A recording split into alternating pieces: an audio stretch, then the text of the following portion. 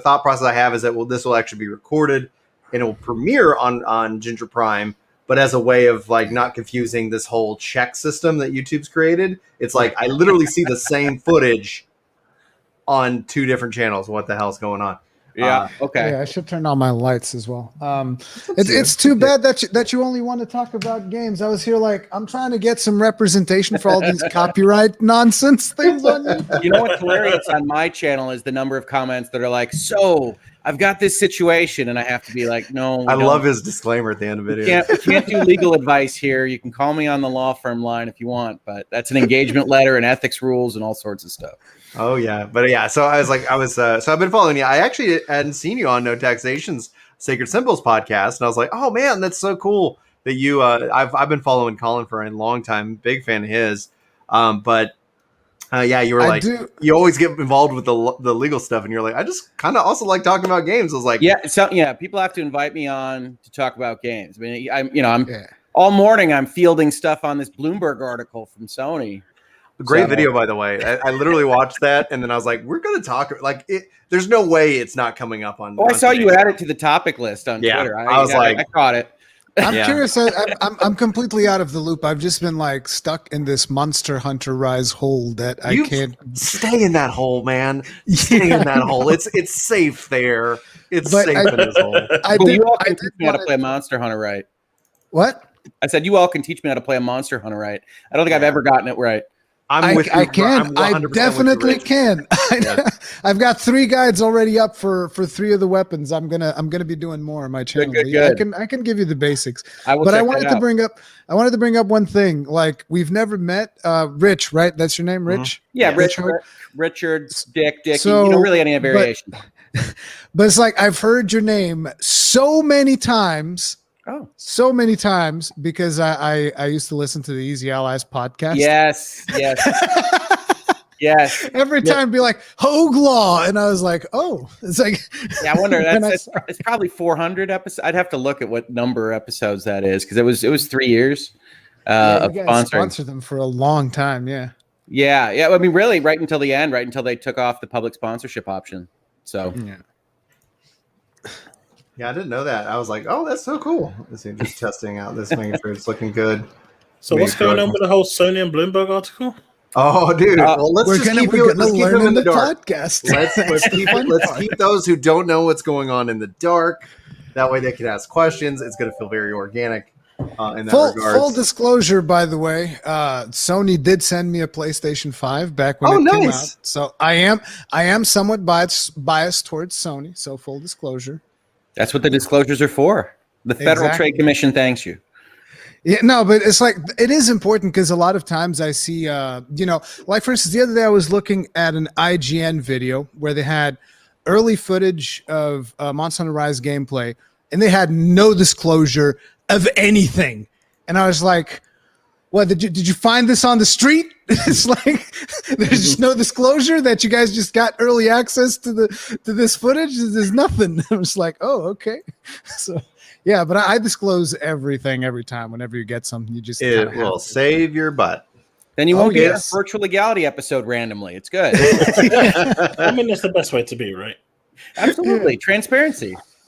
Well, it's important. I think that's one of the things that's from a gaming perspective is massively appreciated by gamers because no matter what, like if you say anything positive when the general population thinks otherwise, it's always like you're being pawed off. You're being like, it's like, I'm sorry. Like there's people like different genres. One of the things I've seen a lot of is that the nice thing about Outriders, we'll talk about in the show, is it's got its demo. Like, do you like looter shooters?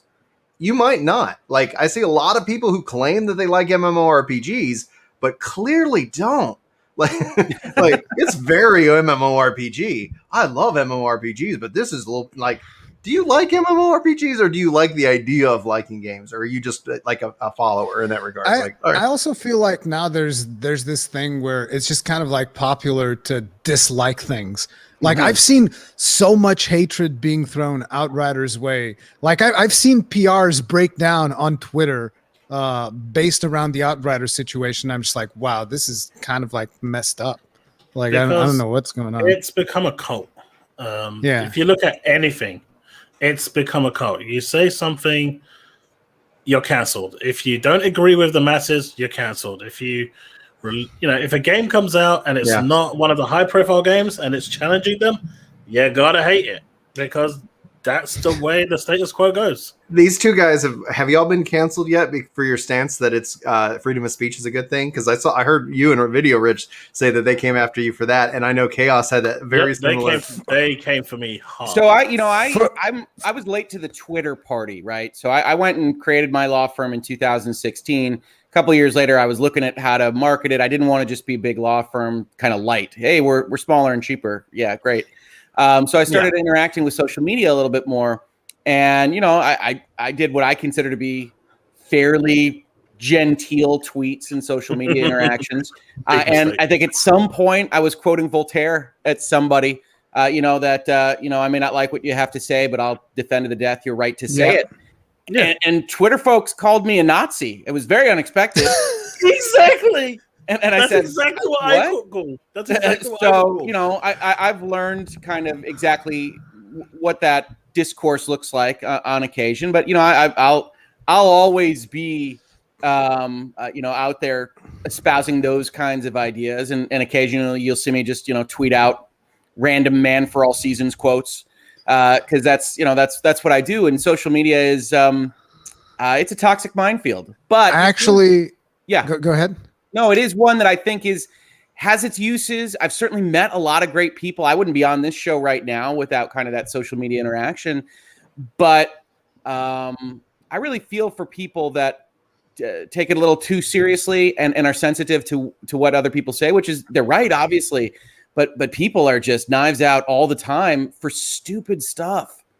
Yeah, I made a video about this once where you guys know that streamer Shirako, he does a lot of like early gameplay of stuff and whatnot in streams. And there was this one time where he did this video where he picked up one of the feminist characters in Red Dead Redemption and took her to like a train line, tied her up, and let the train run her over, and then put this video on YouTube. Okay. And I think the video got taken down or something because people mass reported and whatnot. And I made a video saying like, that's not cool that you've mass reported this just because you don't like this video. Like that is not a cool thing. And people came after me as well because like, look, I'm not saying that I agree with the video that he made. That's right? The trick, right? I mean, that's I'm not saying that I agree with this, but the thing is, I want people to be able to post this stuff if they want to do it because it's a video. It'll be funny for some people. It will be less funny for other people. But it's like, comment on it. Like, say how bad it is. If that's what it is, have the conversation. I have the same trouble with law, right? You see in news stories, and I like to stick to pop culture and video games for the most part because I think it eases off some of the politics that you get into with these important topics. But you see it in the news a lot, which is, this lawyer or this law firm is defending this execrable person, this terrible idea. Everybody deserves defense, yeah. Exactly, and that's the process. It's an adversarial system. You go to law school, you get this drilled into you, or you used to, when I went there, which was, everybody deserves that defense. It's that kind of adversarial process that gets you to the truth, and we should all be in favor of that, even if you think the person is terrible, even if it's completely disagreeable. They deserve that representation so that you do make sure that the wheels of justice are properly used against them at the end of the day, if that's going to be what happens. Mm-hmm. Yeah, absolutely. Such a great conversation. You guys ready to talk video games? Yeah. Yep. I'll talk about whatever. Dude, yeah, that's one of the guys' things. If you guys aren't like in each other's kind of wheelhouse, I think like all this, like when you were available, I was like, because it's going to come up. Why are you playing Outriders on Xbox? Like that is going to be a real key theme to what we dive in. I thought that was when I got invited. Was when I said on what was it? It was on Iron Lords where I said, "Oh yeah, no, you were on Iron Lords." Came straight over to Xbox. No, that actually wasn't the thing that I was like. Oh, it was the fact that you said that you kind of just want to talk games. Like obviously, from an expert level perspective, the internet is filled with lawyers, who try to legalize, especially.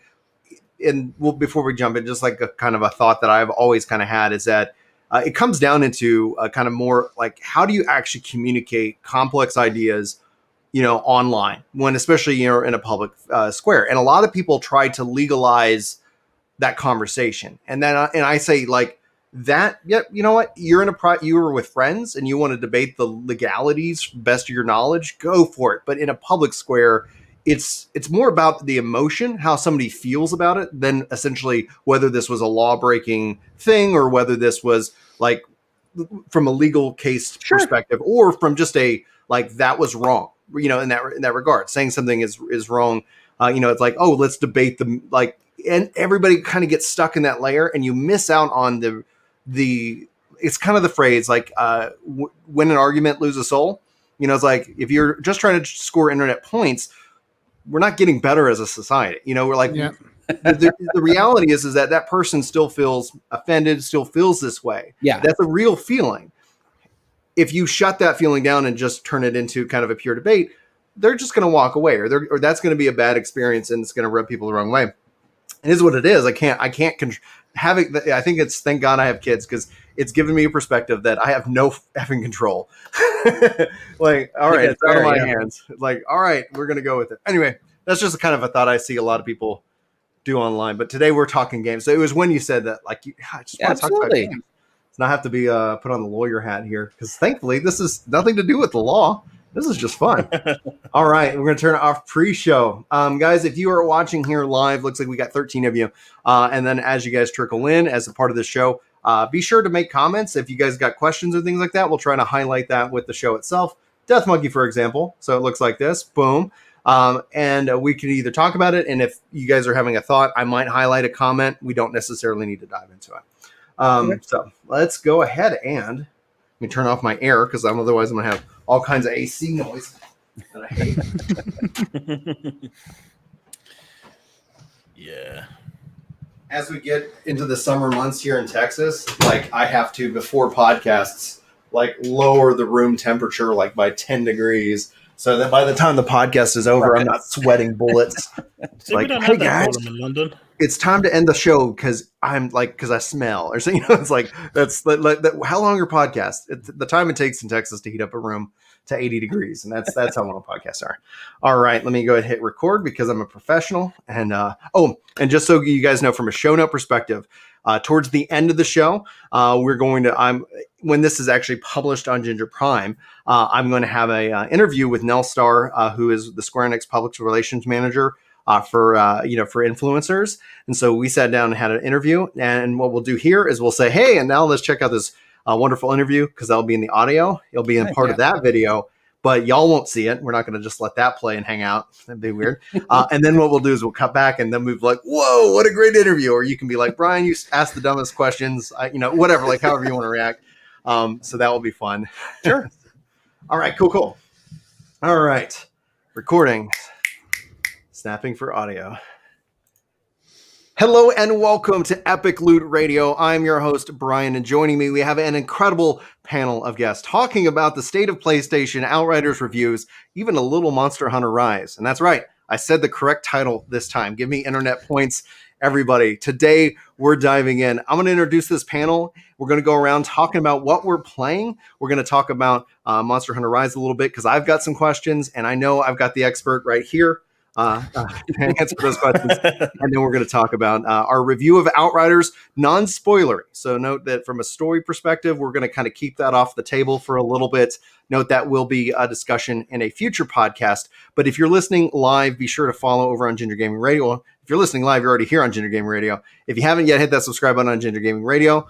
Podcast will be broadcast here live. You have a chance to be a part of the show with asking your questions. And then afterwards, you can catch us live or in a premiere on Ginger Prime, and also in MP3, wherever MP3s are found. I still haven't found them, but I hear they're wild and loose out there. Links in the description. I'm going to start with Rich Hoglaw. You guys know him from Legal or Virtual Legality. I don't know what legal virtual legality. Rich, how are you legal at it? Yeah. Yeah, just really legal. Why don't you tell people what you do, who you are, and what you're playing? Sure, absolutely. So my name is Rich Hogue, whatever anybody wants to call me. That's a derivation of Richard. And yeah, I have a YouTube channel called Virtual Legality, where we talk about the business and law of video games, pop culture, music, movies, and television. Hopefully do it well and in an entertaining fashion. And I'm very thankful to be invited here to just talk about what I'm playing, which is, thankfully enough for this conversation, Outriders for the most part. Although I will tell you, as the father of 2 little girls, I am also playing a lot of Pioneers of Olive Town, the latest Harvest Moon offshoot. There's trademark stuff there. It's Story of Seasons now. But if you're interested in farming simulation, gentlemen, we can talk about that at a pretty extensive level. Deep dive, whole new podcast theme. Chaos, where can people find you? What are you playing, dude? You can find me on my YouTube channel, youtube.com/ChaosPrimeZYT, and also on Twitter at ChaosPrimeZ. I am currently playing quite extensively Outriders and with some Balan Wonderland on the side with the kids, which is very fun. But yeah, most of my time right now is in Outriders. And Rory, how you doing, dude? How is Monster Hunter Rise treating you? I'm gonna keep having to accent that. Monster Hunter Rise is, as with every Monster Hunter game, it's just one of those games that keeps on giving. I'm like 200 hours in right now, and that's pretty much what I spent most of my time playing. I did make a little break on the release day of Outriders to play some Outriders, and I played some more Outriders at some point earlier this week. Time is a little bit of a weird notion for me, so I don't know exactly which day it was, but I've done 2 streams of Outriders so far, like 10 hours in or so. But those are pretty much the only 2 games that I've played this past week, and both games I'm actually enjoying quite a bit. And then I'm Brian, guys. You've probably seen me over on various YouTube channels with content. Right now, playing a ton of Outriders. I've been working on a power leveling guide, so we're testing that out and see how fast I can get from 1 to 30 on it. And the answer is really fast. Like if you don't watch cutscenes, really fast. And then Final Fantasy 14 next week, 5.5 drops. Really thrilled about that. And then today, actually, I'm playing a little Guild Wars 2. So kind of stepping into that world again and having a blast. Anything with loot, I have a problem. I mean, let's just call it how it is. Maybe I need to. And you still haven't dived into Monster Hunter, which is the best looter game of them all. Like, how is that even possible?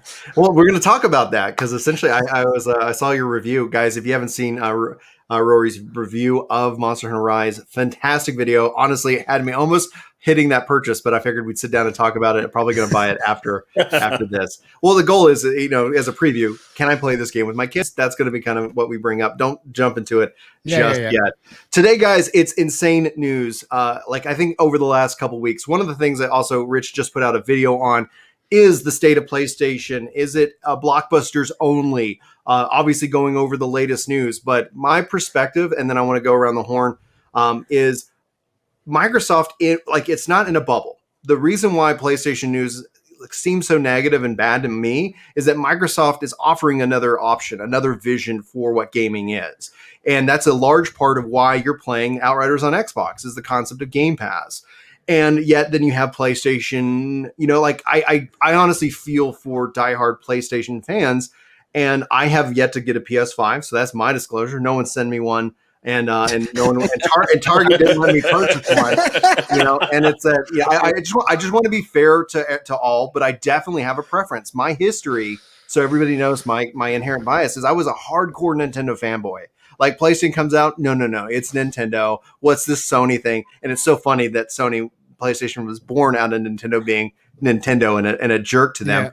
Yeah. So that's it's kind of justice that they've kind of come and gone. But honestly, the pattern I'm seeing is that you buy a PlayStation on the even numbers. Like that's essentially the message from a marketing that they kind of lose their way like every generation, and then they find it and come back really tough. But Rich, I want to go to you because honestly, you just released your video. Our day's gone. With the blockbuster. Why don't you summarize what's going on real quick, and then give us some perspective on it, and we'll dive in.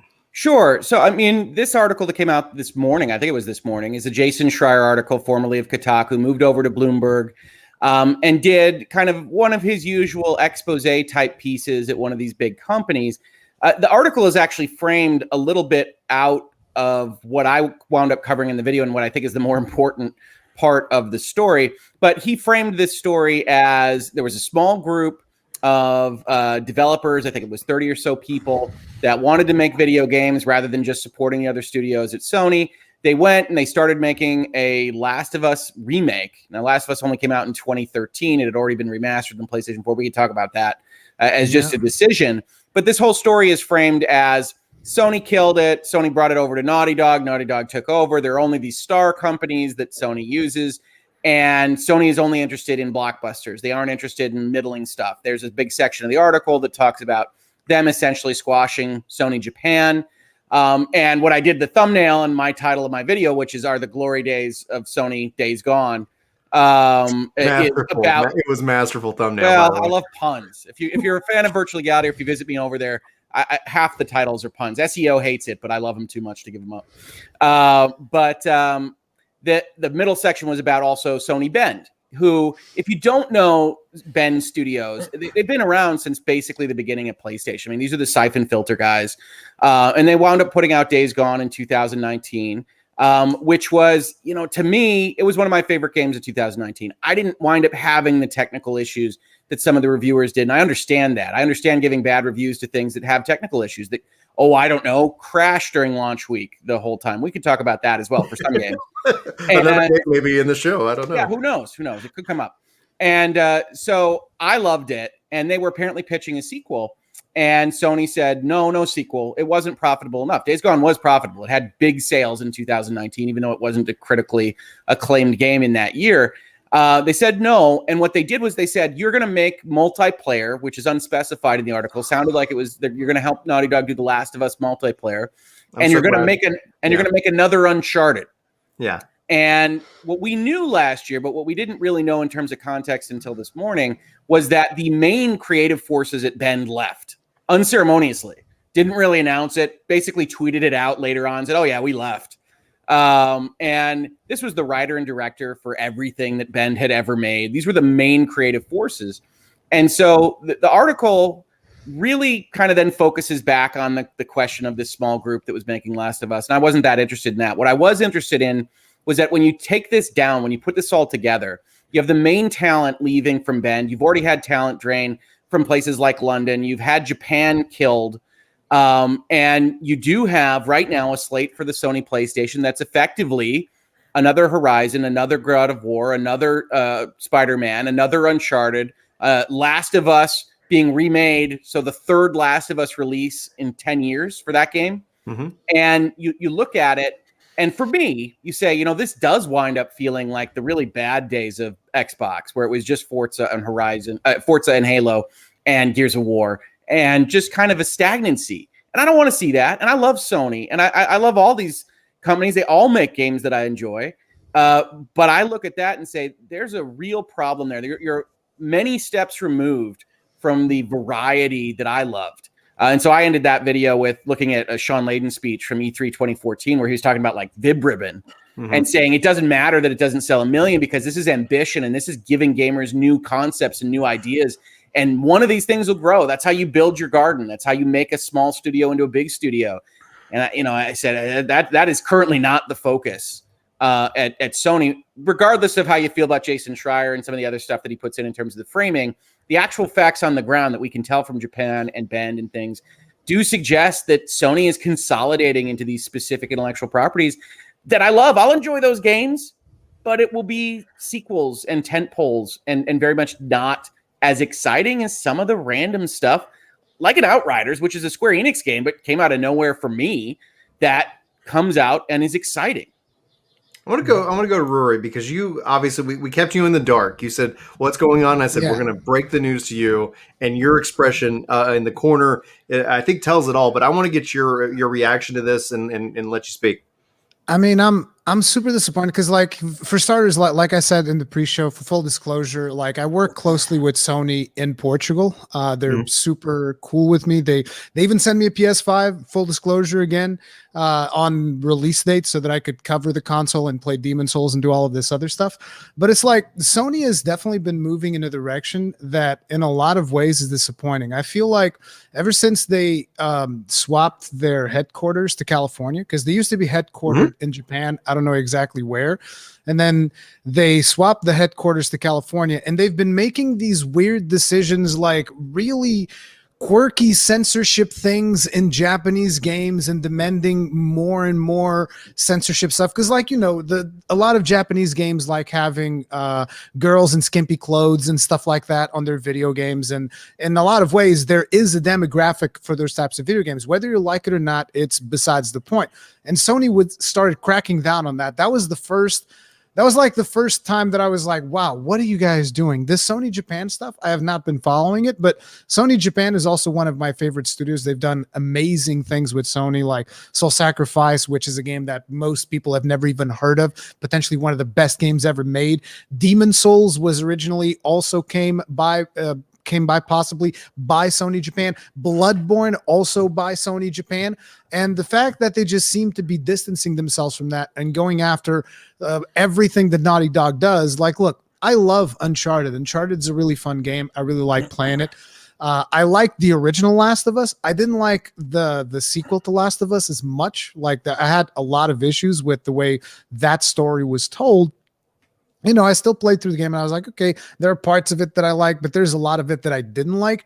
And, it just seems like if that's the direction that they're constantly moving, it's a little bit sad, because ultimately there wouldn't be a Horizon Zero Dawn without them taking chances. Because the studio that did Horizon Zero Dawn is the same studio that was doing, what's the name of the game that they would, Killzone. It's the Killzone studio. All they could do before is Killzone. And then suddenly this studio came out of nowhere, Horizon Zero Dawn, and it was one of my favorite games there. I was like, this game's amazing. It's awesome. And it was very much an experimental game where they did a lot of interesting things. And they told probably the best story that was told in video games that year with Horizon Zero Dawn.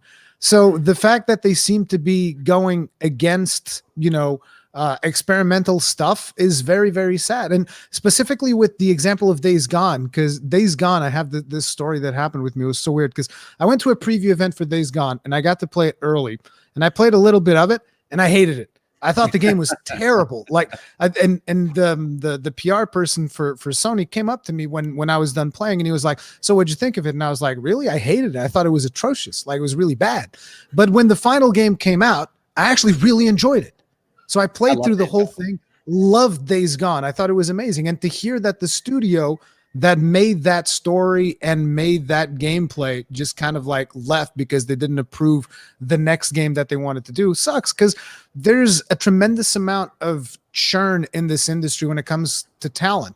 Like, we're burning through talent at an alarming rate. We're constantly killing off studios because people just don't accept the risky ideas. And this is terrible for the industry as a whole. So I hope that they can kind of like, take a couple of more chances and accept some more Japanese games and don't be so much on top with this censorship nonsense. Because a lot of the games that we're playing nowadays are for adults. Like, who cares if there's gore and violence or, skimpy clothing or whatever? The important thing is that the parents are aware of what the rating of the game is. And then it's the parents' decision whether or not you're going to let your kids play GTA or whatever else comes out. Now, I want to go to the panel. I do want to come back to Chaos and let him speak on this. But Paul asks, not to throw names out there, but what about things like Returnal, Kenna Bridge of Spirits, Deathloop, etc.? Do you feel that these games don't have legs to compete and become new IP? That's a panel question. Obviously, Deathloop now a Microsoft property, which is going to be a big theme about. Are any of those first party? I don't know about Kenna. No. Returnal is first. Is Returnal second party? Yeah, they don't own. Yeah. They don't own. They don't own Housemarque, do they? No, they don't. They used to, didn't they? Because I remember most of the Housemarque stuff used to be exclusive to Sony. I mean, they're close. They're like the Insomniac was before they were bought, I think. But I don't think they're owned by them. Could be wrong. But what about games not having legs to necessarily become new IP? I mean, I think Returnal is looking amazing, and I think is Kenna exclusive? Kenna, I don't know if it's exclusive or not, but those are two games that I'm. PC. Yeah, those are two games that I'm very interested in. Deathloop, not as much, but Kenna and Returnal, I think, are looking amazing, and I think they definitely have legs. Particularly both of them. Really, I'm super curious to check them out. For me, it's Kenna. I'm interested in Kenna, but Returnal and Deathloop are completely off my radar. I just don't like the way they play out. I don't like how Deathloop looks either, but I do have a certain amount of trust in Arcane. I have liked almost all their output. So essentially, Chaos. Like, what are your thoughts about essentially this news with PlayStation focusing primarily on blockbusters? Do you have any sway one way or the other? It kind of reminds you of the time when the PS2 was hitting the strongest. It was coming out with all these new IPs, all these new franchises, and it was hitting it on every front. It was just destroying it. Then the PlayStation 3 came along, and it was just sequels of the blockbusters, and it failed quite drastically. And when they went to the PS4, they started pumping out that new IP. It just seems like the same cycle is happening again. I agree with a lot of what was said. I think it's really disappointing that they are going down this route and they haven't learned from it, because though the PS3 was successful in terms of sales, the overall consensus that I remember at the time was that the 360 just had better games because the PS3 was just churning out sequels and people wanted more. And it just seems like since the PS5 has come out, that is all I'm seeing as being highlighted. And at present, I'm really disappointed in picking one up. I mean, I picked one up at launch as well as my Series X. And, outside of Genshin Impact, I don't use my PS5 for anything else. My favorite thing on the PlayStation 5 is their little free Astrobot game. Yeah. I'm not even kidding. I mean, there's just nothing there. I mean, with the Series X, at least, I've got Game Pass and everything, to go with it. And I could just jump into any game on there that I want to, because it's just the Netflix of catalog of games. I can jump into it 30 minutes, half an hour, an hour, and play. But when it comes to the PS5, I think the whole censorship thing is really just silly. You don't associate that with, the PlayStation brand. You've got a lot of games that, sell on the fan service, like Rurikon was saying. And that is a big part of, like, some of the JRPGs that are there. I remember one game that had, like, a sandstorm. I think it might have been Atelier. I can't remember. But it's on the Switch and the PlayStation. And because of the whole censoring of it, people just went over to the Switch and bought the Switch version. And I think this is just a really, really bad decision. And since it's gone to America, it's just one bad decision after bad. But it looks like they're just trying to restructure everything to their way. But what they're missing is that the old way worked. You don't need to fix something that isn't broken. But they're just trying to put it into their way. And it's backfiring. And, it's a shame, because I think the PlayStation brand is very strong. It's got solid games. But just going after blockbusters that likely will appear on PC in a year's time? We know they're going to appear 2 years' time. Yeah. Sony's already announced that they're coming to PC. At that point, it's not enough. I do think that it is a little bit unfair on the Game Pass thing, and saying, like, there's nothing new on PlayStation 5 and yet we have all these things on Game Pass. It's not like a lot of the stuff that is on Game Pass is new. It's like you have access to a huge library of games, yes, but they're not necessarily new games that have just, like, came out recently or something like that. You now have Outriders that came to Game Pass, which is awesome. That is great. But, like, even on the PlayStation, there's, like, a smaller version of that as well, which is, like, if you have PlayStation Plus, which is kind of the same thing. In order to get Game Pass, you also need to pay a subscription. They give you, like, access to some of the best blockbusters that came to the PS4, which is, in a way, similar to Game Pass. What they don't have is the quantity of games, but you have stuff like Bloodborne on there. I think Horizon, Persona 5. There's a bunch of them. I don't remember all of the games that are on there, but you get all of those when you get the PS5 with PlayStation Plus. And there's still some really good games that they launched with, like Demon Souls is amazing. Miles Morales, I think, is also really good. And there's more stuff on there. The multiplayer stuff is the stuff that I don't gel with as much. So, like, Destruction All-Stars came out there, and I was like, yeah, like, I played it for, like, I don't know, 1-2 hours and then never touched it again. Yeah, pretty much. Now, It's like free helps. go for it. I got a question for the panel here, because especially I want to go to Rich first when I ask this, but Chaos brought up something, especially about as it relates to the 360 era. One of the things that was really prominent was Microsoft open its checkbook, and it just said, go spend money here, go spend money here, go spend money here. And it really caught Sony off guard. Like, when you look at the PlayStation 2, how strong it was ended up being a weakness of the PS3. When you look at from a development and technological standpoint, Japanese developers took longer to jump into the era of HD gaming where Microsoft set that tone, and they set that tone with the only thing that they really have as an advantage, especially at the time, outside of Halo. They didn't even own Gears at the time. That was them working with Epic, and then they eventually bought that IP.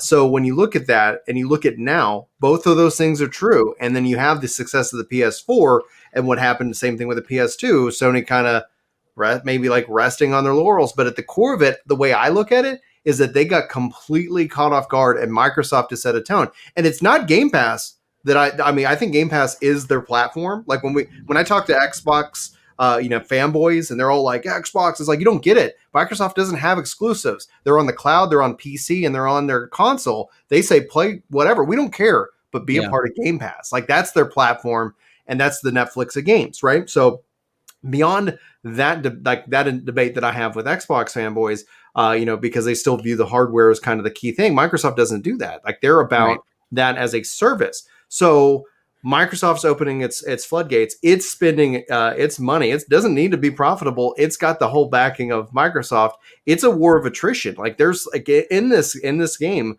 it is a clear contrast. But what I think is the clear defining feature of this generation that is so small and it costs nobody nothing is smart delivery. When you look at the news of the PlayStation and the Now, even with the PS5 version of the beta, I see chat talking about the Final Fantasy 14 beta is coming. It's a separate client. Now, 14 isn't on Xbox, so that's a hard one to do a direct compare on. But everything else we see is that Microsoft just handles it. You buy the game, you have this legacy. The fact that I've got Xbox One, Xbox 360, Xbox or OG as a part of this library, and then you hear news this Vita store shutting down, PS3 store shutting down, the migration of your game. That they like, it just feels like I just say like that is a contrast to what Sony's doing. It's that subtle in the back of your mind. Like, okay, somebody's like, well, you own that game on PlayStation. I was like, what happens if you have to re-download it? It's gone. Yeah. And then on Xbox, it says it's yours. Like it's like a whole, like that's the game changer. Rory. Let's see, counterpoint here. Yeah. And that is, I'm someone that one of the things that I always say whenever people talk to me about Game Pass, I'm like, dude, I think it's a fantastic value thing for someone who's starting out, and maybe you don't have a huge catalog of games to play and you're just starting out. It's a huge value proposition, period. Like there's no denying that. But I don't like consuming my games the same way that I consume Netflix. Mm-hmm. I consume Netflix as like throwaway content, right? Like I'll watch it and forget about it, and maybe rewatch it at some point. And if it's gone, I don't care. Games is something different. So like I'll play a video game, and if I really, really like it, I want to know that if I feel like playing that game again, it's going to be there. Right. And that is not always the case when it comes to Game Pass or any other thing that you do, because you can't assure that you have those licenses forever. That's just the way that it works. Game Pass lets you purchase the games as well at a discount, meaning you have that experience, and then if you want to, but you have to buy it if it's a non-Microsoft first party, which at some point there might just be Microsoft first party. Exactly. But like, for instance, not so long ago, Final Fantasy 15 got thrown out of the Game Pass. So it's like, imagine I played Final Fantasy 15, then I want to play it again. It's like, oh, well, now it's gone. It's not in the service anymore. That's one of the reasons why I personally don't like things like Game Pass. I like owning the games that I want to play, right? Mm-hmm. So that's kind of like the counterpoint to that whole thing about the stores going away. But the stores going away is terrible. It's atrocious. It's completely indefensible. Because like I've bought things on the PS3 store. I've bought things on the Vita. And I feel like the Vita got done dirty so bad. Oh, it did. Because the Vita, after the Vita died in the West, essentially, because it died like a long time ago, the Vita had a huge lifespan still in Japan. It was still flourishing no, not anymore. Now it's kind of dead in Japan as well. But like it was flourishing in Japan for a long time after it was dead in the West. And it was super disappointing because you had this console that had a beautiful OLED screen. It played amazingly, had dual analogs. It was just a fantastic console all around. And they abandoned it. I was like, what do you mean? It was terrible. Like, well, yeah. I want to go to Rich. Sure. What are your thoughts?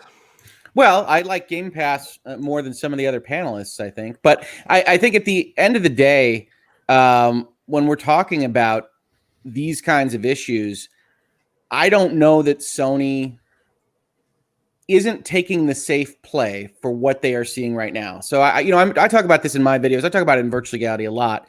But putting all your money in the blockbusters that have historically succeeded is kind of the CFO, accountant, financial safety valve.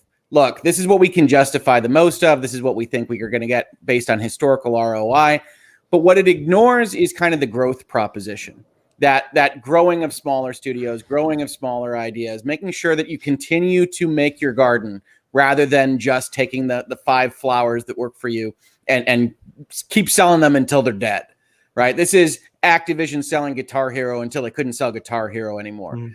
This is all of those kinds of consolidated efforts. And I don't want anybody to think that I'm not going to enjoy the new Ratchet and Clank. I just feel like I've already played it. Or that I'm not going to like God of War, but sequels are sequels. And so I think Xbox has a lot to prove for itself. Yeah. That essentially they're getting early credit, I would say, for some of the moves that they've made when they haven't yet had the actual garden grow that we think they will, because of all they've bought. And we think Ninja Theory will make some cool stuff. And we think Bethesda's, I don't know, probably halfway through making Starfield a decade in. We don't know. And that game will come out and Microsoft will get credit for it. And that'll be great. But I think when you started all this, you asked, was this a similar situation to Microsoft throwing money at the second or third generation, depending on which side you're counting from? And I think it is. I think the hidden secret behind the video game industry since Microsoft decided to enter has always been, if they ever decide to throw their entire pocketbook at this thing, there's no fighting them on money. Right. I think one of the things I try to remind people of is you think of Microsoft and Sony as rivals, as competitors. Microsoft gaming, sure. But if Microsoft itself and its Azure servers and its Windows sales and the entirety of the company ever just decides, hey, yeah, we can spend $7 billion today. Sure, go nuts, Phil. Then Sony can't fight that. Nintendo can't fight that. And Nintendo has been operating in its own ecosystem for a long time. Yeah. Sony's trying to find that ecosystem too, because there's no winning. Microsoft could buy EA and Activision tomorrow and not even hit their bottom line. So it's really PlayStation and Sony trying to figure out what works for them. And I don't blame them, but I think this isn't what will work for them long term. It will work for them short term. People play Spider-Man 2. Miles Morales was a lot of fun. Insomniac's hitting on all cylinders. They'll play it. Herman is going to get his games, whether it's Killzones or Robot Dinosaurs. He's in charge now. Guerrilla's going to get to make what they want to make. But you start running talent out and you say censorship issues. Absolutely. You have Japan not being as focused. And you're going to try to play Microsoft in their own game. They're going to get more and more Western audiences. They're going to buy the studios that they want. And I don't think it's the right call. It doesn't mean I don't still love Sony. They continue to make some good deals. But I think that Microsoft is ascendant, and overall, I think that's a good thing. I've always liked, two heavy hitters that encourage each other to spend money, to grow, to do all these things. Competition is great. But right this second, that article from this morning, looking at specifically Sony Bend, I think was the nexus point for like how this all kind of coalesced in my brain, why I did a video. I don't love what Sony's perspective for at least the first, let's say, 3 years of PlayStation 5 looks like as of right now. So I want to go to Chaos kind of for a final thought, unless we'll wrap up this subject here, but let's start with Chaos because I know you've got a thought. Go ahead. So just piggybacking off what we just said, and this kind of goes over a bit of what you said earlier, but it's something Phil said, I think maybe a year or so ago, when they asked him, do you see PlayStation as your rival? And he said, no, I see Amazon and Apple. Google as... Yeah.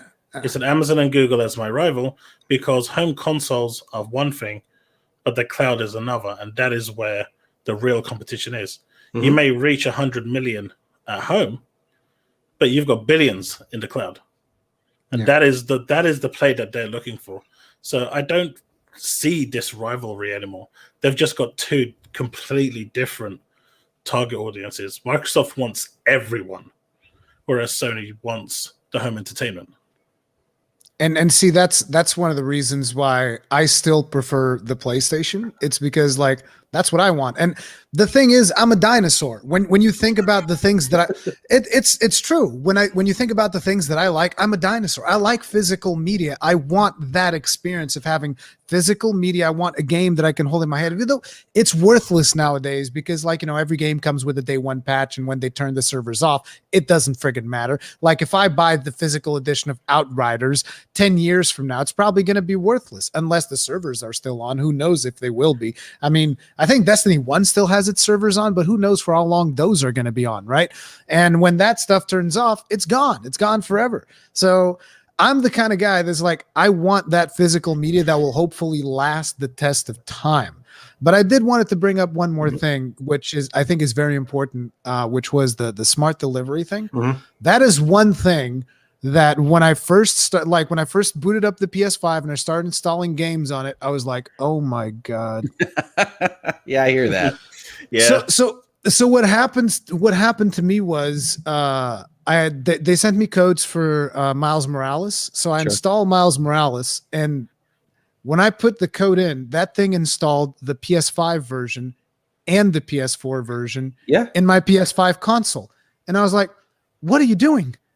Why would I want the PS4 version of this game installed on my PlayStation 5? There's literally no reason. I don't understand. It'll still do that. You go into the store, you buy a digital version, it'll have the list of the copies still do it? that it have. And if the name is long enough, you won't necessarily be able to tell which one is which because it's the parenthetical at the end. And then you have to look at the little box in the icon. And there's no question that smart delivery is great. The one thing I will say on smart delivery, regardless of whether or not you're even in the Microsoft ecosystem or you love it, what it creates for Sony are these terrible news items and tweets and things. Yeah. Every single time there's a multi-platform release, like Marvel's Avengers comes out with its PlayStation 5 version. Xbox just says, yep, go play it. And then everybody does a small news article that's about how you have to bring your Avengers 4 save over to Avengers 5. And it's a ridiculous process. And that's going to happen every time. Because that's the way the system is. The thing is also that is on a lot of the times that is also on the publishers themselves, though, because the publishers can decide to have, okay, now for this thing, I'm going to have like a special edition. Like in the case of Capcom, they did Devil May Cry 5 special edition. I believe that also was for the Series X. So it's like smart delivery doesn't fix that. It's like if you want the Series X version of the special edition, you still have to buy it. It's not like you can just, smart delivery. Give me the best version. Publishers opt into on the developers. Exactly. They opt in. Sure. And so it's on the publishers. But let's just say that Microsoft have a better handle on the smart delivery thing, and I think that is something that Sony definitely needs to learn because, like, when I install the version of a game, if you have the PS5 version, it's not going to cost me more money to get the PS5 version. Why would I ever want to install the PS4 version? It's dumb. All right. At the end of the day, one of the things that I want is I want a strong Sony. I want a strong Microsoft. I want strong companies because if they're fighting for our attention, they're spending money, and that overall makes it ideally a better playing field for gamers or developers at the end. Like, right now, the news that keeps coming out, there was a fear that Game Pass was bad for developers, and all the developers coming out and going like, no, we love this. Like, this is... go ahead, Rich. You gotta. No, I agree. And everything you're seeing about news and Game Pass and interaction, you see Outriders in the top 5. Game Pass clearly doesn't like just squash delivery of video games like I think some had feared when it was announced as a concept. The one thing I continue to say when I make appearances like this and when I do it in my own videos is Microsoft is still spending bundles of money on Game Pass and on bringing things into Game Pass. And the math behind what that contract looks like is still, as described, bespoke, that they're figuring out exactly what amount of money to give each developer and publisher. And I think there is still, just the way these new models work, there's still a couple of years left to see whether it works for everybody, to see whether it works for Microsoft, to see whether it works for Square Enix or Rockstar or whoever's put things in there for small periods of time. And so the only caution I have is we're still at if you got in on any of their promotional time periods, you're on Game Pass for $1 for 3 years or whatever it is. You're still in a place where Xbox doesn't care about, what did Phil say? They're not trying to profit off of it yet. So they're reinvesting every dollar into buying more video games. That's not going to last forever. Right. And there is a move eventually that you see in Netflix or Disney Plus or Hulu or anything else where you're going to try to flip it over into, okay, we've got 100 million eyeballs and now we're going to try to monetize it. And so I think it'll go okay. I think Game Pass is a tremendous value. I consider it, we've heard a couple people talk about Game Pass on this episode. I consider it my favorite place to go and play indie games I would never buy separately. That's a great value to me. And I've enjoyed a ton of games that I've played in it that way. But what it looks like 3 or even 5 years from now might be considerably different. I don't know whether they buy an Outriders at that point in time, or whether they buy an MLB The Show. It depends, and it's just a little early. And this is the nature of business models. There's nothing Xbox is doing wrong. Just in terms of analysis, yes, you see that they are getting the interactions. You're getting the sales in other places. I think Outriders really kind of rode a wave of even being announced for Game Pass onto places like Steam. But it's still an open question to me, looking at it as to whether all the math is going to work out long term, because Xbox is spending a lot of money on it right now. All right. I think that's great. And thanks, Kaz, also for your comment. The cloud is the end game for game developers. Playing Outriders on my phone. If Game Pass lets me do that, Team Xbox, Sony doesn't seem to understand that. And that's another pocket option. And I know, I do a lot of cloud gaming because my PC can't handle it. Rory, definitely not a fan. But I mean, it costs like what, £130 in the UK to sign up to a year's worth of Game Pass, right? If you're buying it legitimately, it's £130. That's almost the price of 2 games. So if you play 2 day one release games that are AAA, that are released by the publisher, you've already made your money back. Everything else outside of that, you're playing essentially for free. As long as that game is coming off, right? I mean, there's the transparency. But even then, most games I consume, unless they're looter shooter or live service games, I usually spend 100 hours, 200 hours, then I'll put it down. If it's a single player focused game, I don't replay those games. They're just one-time deals for me most of the time because I just don't have the time. Sure. But like you were saying with the indie games and other games that I wouldn't have normally played, it gives me that access to go and play those. When Gears of War first came out, that was when I first signed up to Game Pass. It cost me £1. Yeah. And I played a £45 game at the time for £1. And, then I signed up for the whole year. And we've got at least £500-600 worth of value from that. Sure. Easy. And if there's a game at that point where it's coming off the system and I really want to play it, I'm okay paying that extra bit of money and buying it because I've got so much more value in return anyway. Sure. So that is the way I see it. So if it is coming off, fine. It's not like it's coming off the actual platform. Right. And they give you like a 30% discount to actually pick it up before it's off the Game Pass anyway. So if you really want it, it's still a win-win for me. Yeah, I think that's what a lot of people are finding. But, well, I mean, Rich is right.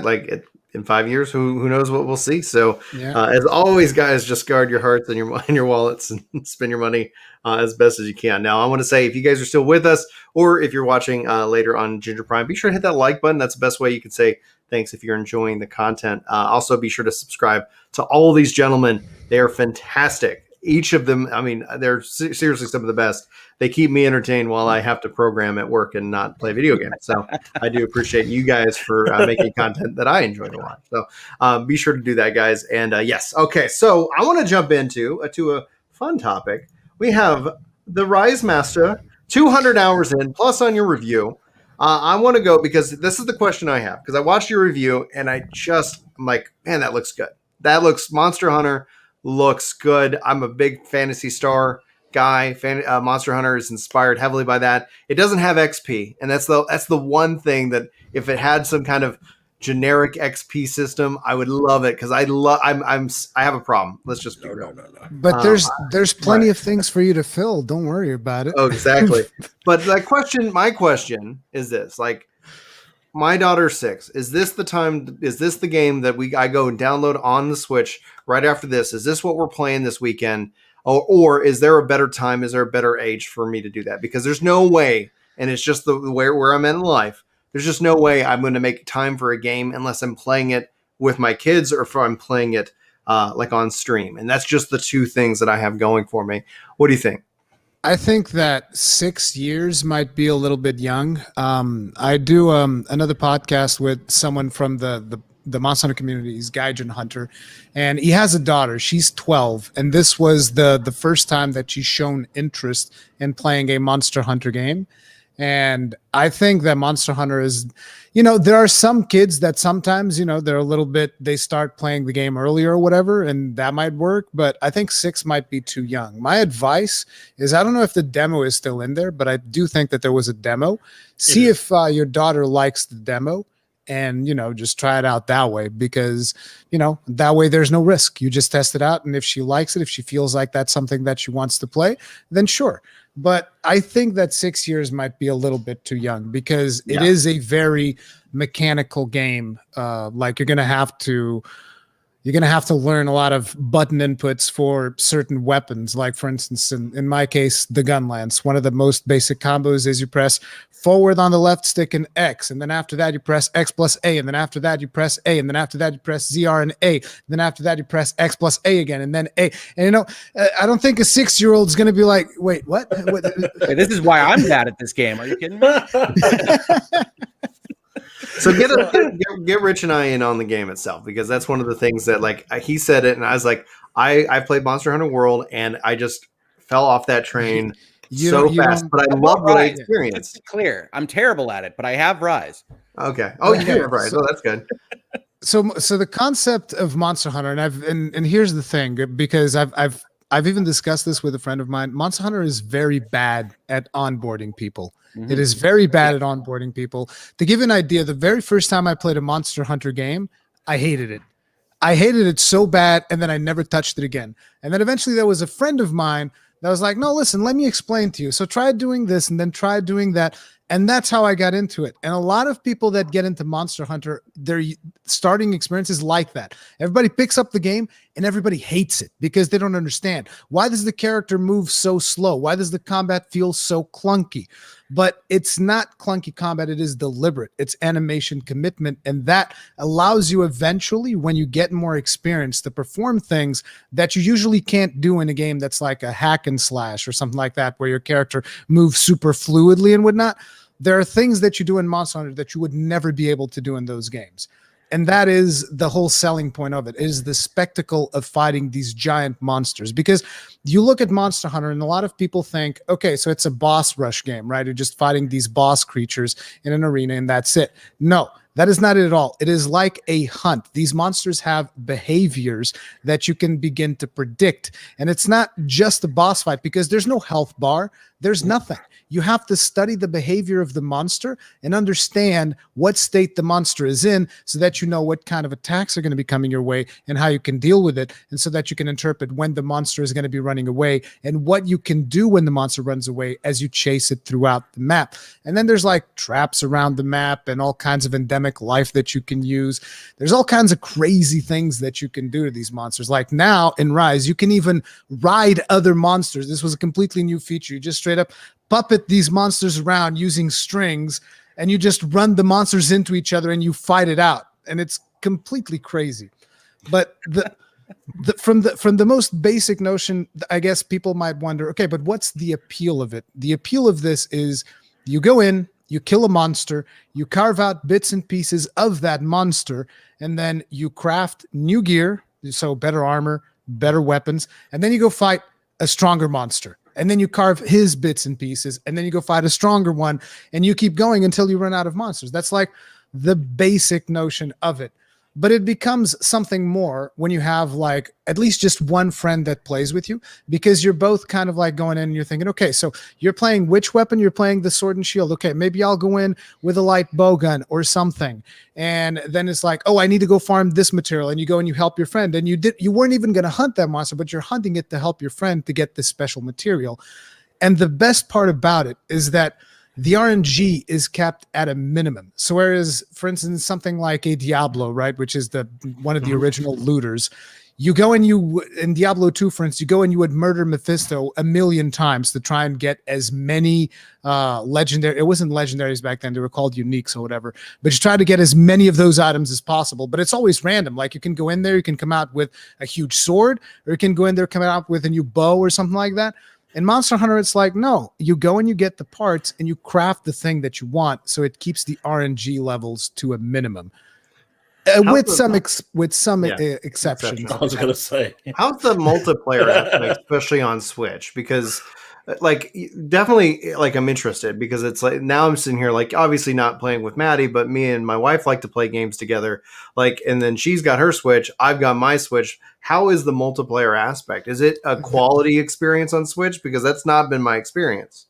Monster Hunter Rise, in my opinion, is the best one when it comes to multiplayer because they've done a lot of to the point where they've actually updated Nintendo servers to support the Switch servers if you're playing online. But the best thing is if you have a Switch and your wife has a Switch, you don't even need to go online.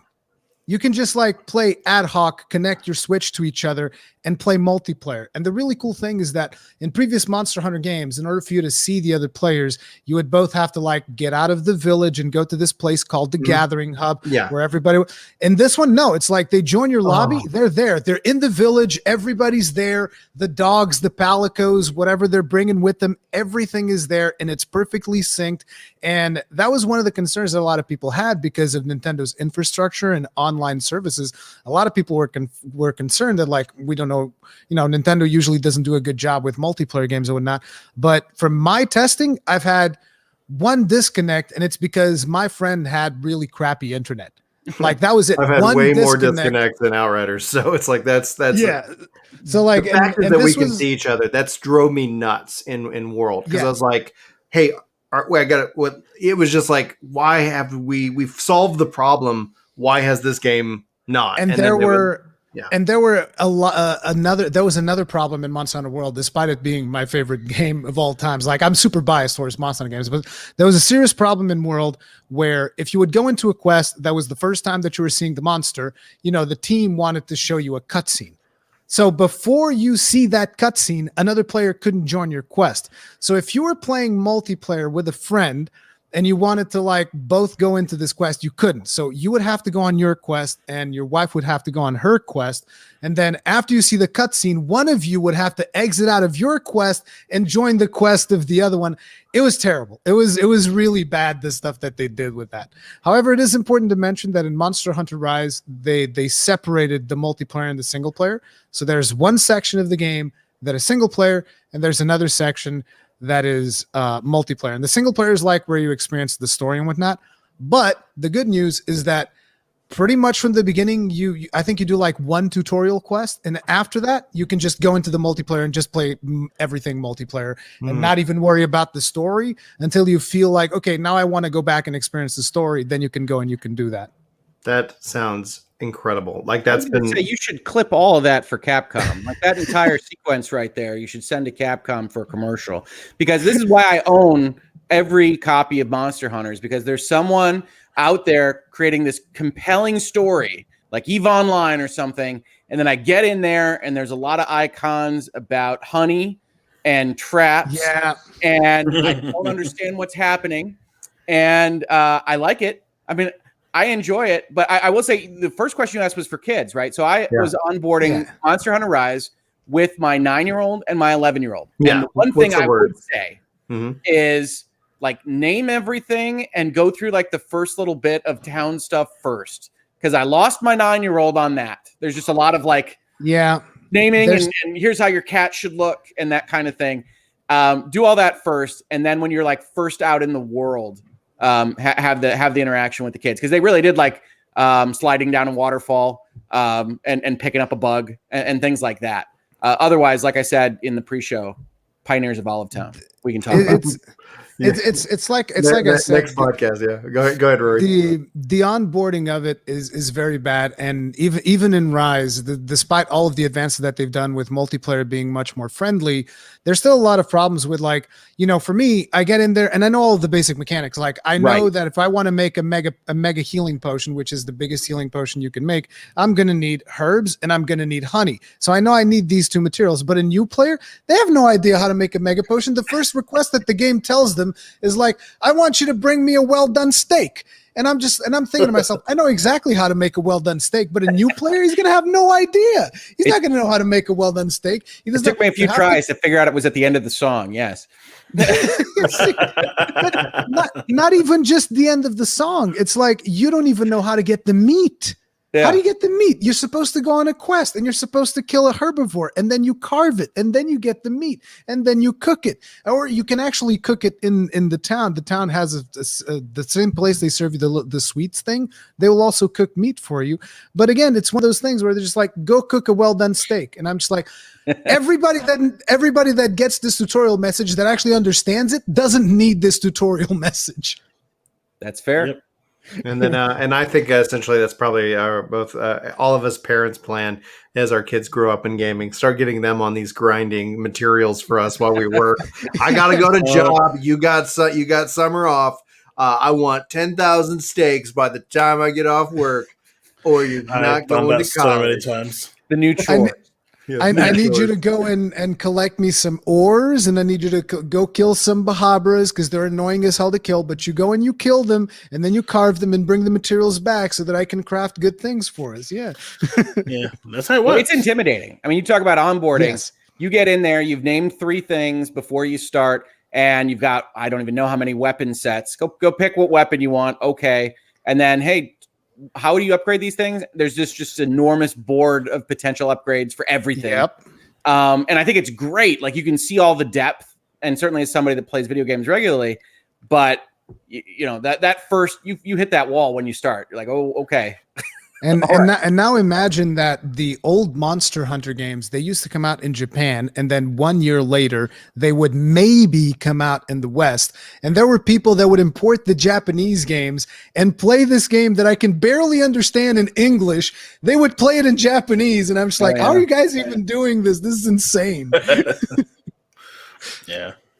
But here's a lucky thing. If I'm going to give a shout out to Gaijin Hunter because he said I'm going to do a video which is going to be like a 1 hour video where I explain to everyone the basic of the basic of the basic of just like touring through the village and the different facilities of the village, what they do, so that people understand, oh, this is where I can come to customize my cat companions. This is where I can come to like eat food before I go on a hunt, and explaining all of that stuff because the onboarding is rather hard, but Capcom leans into its community a lot. Like if you go look now for like Monster Hunter Rise guides, you'll see tons and tons and tons of them. Like I myself have done like, I don't know, 4 or 5 different guides for different stuff. You have Eric's doing a bunch of guides as well. Gaijin Hunter, you have tons of people in the community basically making up for the fact that the onboarding is so hard.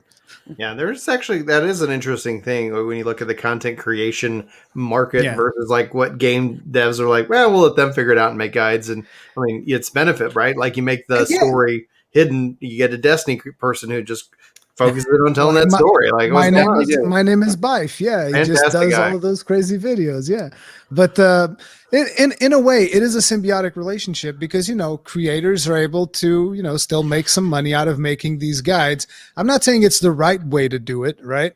But it is kind of a symbiotic relationship that way. So I don't know if I would want them to make the game super easy to understand. And One of the things that Chaos brought up was like the difficulty of the game. And Monster Hunter Rise is actually one of the best ones for someone starting as their first game because the village quests, that is the single player portion, is the easiest it has ever been. They're so easy that like someone like me that knows a little bit about Monster Hunter will complete most quests in there in less than 5 minutes per quest, which is insane. Like you just go in there, you kill the monster super fast, boom, done. Someone who is new is going to take a little bit longer, learning the weapon and doing all of that stuff. But the problem becomes that the high rank quests are still at the same difficulty. So when you get out of the village and you go to a high rank quest, you're going to get slammed into the dirt. That's what I was going to say. It's a double-edged sword. Yeah. Something to look forward to. But one thing I will add is, Monster Hunter has always had this thing where they don't tell you too much. They want you to go out and learn yourself. Yeah. And, I've been playing Monster Hunter since the PSP days. Freedom Unite. Yeah. Yep. I played that tons of hours when I was at work with my friends because we were just playing ad hoc. And it was so much fun. But just learning that experience taught me so much more than something a tutorial would teach me, I find. Because half the time, I mean, if they were to explain everything in the onboarding, It's impossible. You would take more time doing that than you would creating your character in an RPG. And believe me, that's a stream in itself. So I think the way Monster Hunter does it with the onboarding is the right way. They give you the minimal tools that you need to go out and explore and get what you need. And just to get started and just to get a feel for the game. And as you're exploring around the town, you find where you need to go and what you need to do. Because if they just auto-direct you, like in most games, 9 out of 10 people just skip through those anyway. They're just like, click, click, click. Yeah, I'll get to this later. And it's a waste of time anyway. And I think the way it works in Monster Hunter is the right way. If they changed it where they went on board heavy, I think that would actually damage the starting perception of the game. So final question, and before we go into our big topic, which is the Outriders review, if I play the demo on Switch and I love it, do I pick it up on Switch or do I wait for the PC release next year? I mean, that's a question that only you yourself can answer, because if you feel like you want to play it on PC and you don't mind waiting, then wait for the PC version. Personally, one of the main reasons I wanted to have one on the Switch is because the Switch is very much a social gaming console for me. It's something that you can go and you can take into a friend's house, which is something that I used to do a lot before Corona. We would take like our PlayStations over to each other's house and we'd have like LAN parties, because it's a lot easier to bring a PlayStation over than a PC with keyboard and mouse and all of this stuff, right? Yeah, it's true. So the Switch is like the easiest form of that, and that's why I love it so much, and that's why I wanted to have a Monster Hunter on there. And I'm never going to wait to play a Monster Hunter game again, because we went through the experience where we had to wait for a full year when they used to be released in Japan, and then it would take a year before they were released here. So now it's like, what? There's a new console coming out, like some kind of Neo Geo nonsense, and there's a Monster Hunter on there? I'm buying that console. I don't care. Whatever. I will say I've been impressed by the performance on the Switch. I mean, I've been playing it on the Switch. Okay, great. That's all I wanted to know, because it's like, I'm just having fun now. Random question, but have they given the choice of physical builds of Monster Hunter Rise, like Slim or Swole? No. Okay. It's every character has the same. There's the female build and the type 1 build and the type 2 build, because that's what they call it now. Very Phantasy Star back in the day. All right, guys, we're now coming into the meat of our show here. This is going to be kind of our final segment. If you guys are watching in a highlight or still here, be sure to hit that like button, that subscribe button, and that share button, whatever version of this that you're listening to. Really helps me out a lot. It helps share out the podcast and lets me know that we're doing and making great content for you here.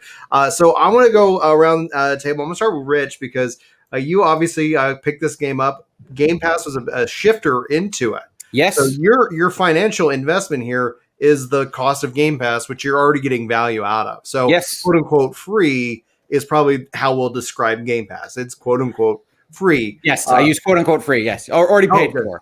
Already paid for it. Yeah. The past you paid for this. Let's talk about the game itself. How far have you made it in? What's the best class? Why is it Devastator? But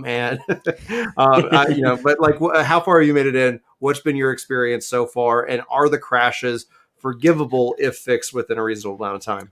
Yeah, sure. So, I mean, I think I'm probably less far than probably anybody else on this show. It's just the nature of my life with, family and running a law firm.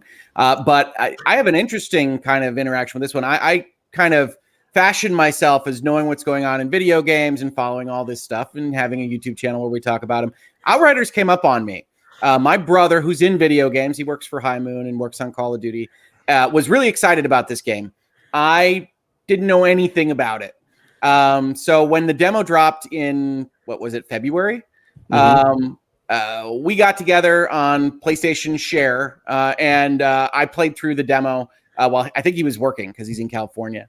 And I didn't know anything about it. Everything was a surprise. It's in space. Or it's a colonization game. It's third person. There's loot. And so that was a really interesting experience. Our first interaction, though, we played through like the prologue part. And it was very, I don't know. I don't know about this. And then I called him back after I was playing through the demo. I said, I love this thing. And I started as a pyromancer and I played through the demo all the way to the end. And then I tried Technomancer, and Trickster on the demo.